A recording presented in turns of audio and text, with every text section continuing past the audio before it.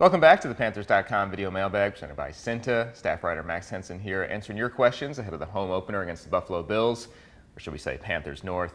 Anyway, we got our first question from SI Fire, who says, how much of the playbook will the Panthers change knowing that multiple former players and a coach know the playbook? Well, look, this is obviously the big storyline this week for week 2.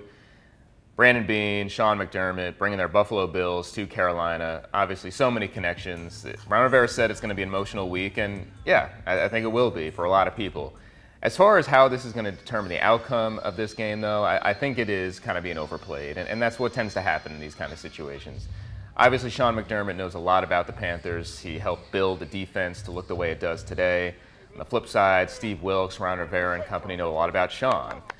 So there's a lot of this knowledge on both sides. Whether one has the advantage or not, I don't think really is going to come into play too much. Both these teams are going to do what they do, and they're not going to try to change too much of it just because there's some familiarity on the other side of the ball. It's going to come down to execution. I know it's the cliche, and I know you've heard it from the players and coaches on both sides this week, but that's really what it's going to come down to. Maybe you see a few gadget things thrown in there just to try to catch somebody by surprise, but by and large, these playbooks are going to look the way they're going to look throughout the season. There'll always a few minor tweaks and changes depending on the opponent each week, but the familiarity isn't going to cause everybody to tear up their playbooks, start from scratch. That wouldn't be helpful really to either side. So you're going to see what the Bills want to do, what the Panthers want to do, and not much is going to change because of that familiarity. Got our next question from Michael Baker, who says, I like Run CMC as much as the next Panther fan, but do you think his number of touches stays the same while Olsen and KB stay so low? Well, sure. I mean, Christian McCaffrey was the focal point of the offense in week 1, but I think it's important to remember that it was just one game. Now, having said that, he's going to continue to be a big part of this offense. We saw him against the San Francisco 49ers with 13 carries, 5 receptions. I mean, he only was trailing Jonathan Stewart in carries, was the leading receiver with those 5 receptions. And as you mentioned, Kelvin Benjamin, just 1 catch for 25 yards, Greg Olsen, 2 catches for 18.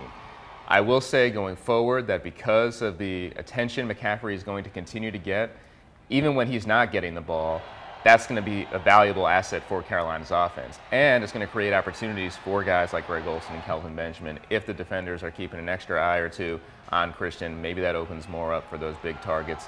Look, we know Olsen and Benjamin are going to be a big part of this offense going forward. It was just one game. I expect those targets and those receptions to increase for both those guys. We got our last question from Daniel Is My Name, who says we had some troubles containing Hyde. Can you see Shady being a problem? Well, let's keep this in perspective here from week 1. Carlos Hyde did have a couple nice runs in that first half, but he finished with 9 carries for 45 yards. So I don't think we need to go crazy and say Carlos Hyde ran all over the Panthers. That team did a pretty good job containing the run in that first game. But your point taken going into week 2 against Shady, LaShawn McCoy, the Bills' star running back, certainly that's going to be a point of emphasis going into this week. You know the Bills are going to try to run the football, give themselves a chance for success and balance on offense. Shady McCoy is coming off a 100-yard performance in week 1 against the Jets. So definitely Luke Kuechly and company will be zeroed in on making sure he doesn't do too much damage, but you know that's going to be the Bills' #1 priority. I think this run defense proved in the second half of last week that they can do the job, and I expect them to do a pretty good job against LaShawn McCoy here in week 2. Well, thanks again for the questions this week, everybody. We'll see you again next time right here on Panthers.com.